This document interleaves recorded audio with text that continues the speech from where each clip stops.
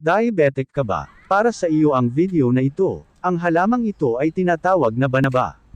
Sa loob ng mga dekada, isa ang banaba sa mga halamang pinaka-epektibong halamang gamot na ginagamit, bilang isang katutubong lunas sa diabetes. Pakuluan ang mga dahon o ilagay sa mainit na tubig.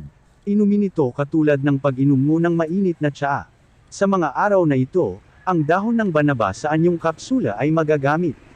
Sinasabi na may mga naiulat na katulad na epekto ito sa mismong dahon ng banaba. Ang pagiging epektibo ng banaba ay sinasabing dahil sa mataas na antas ng corosolic acid sa mga dahon nito. Ang corosolic acid ay isang kilalang anti-diabetic na kemikal. Sinusuportahan ng ilang pag-aaral ang claim na ito.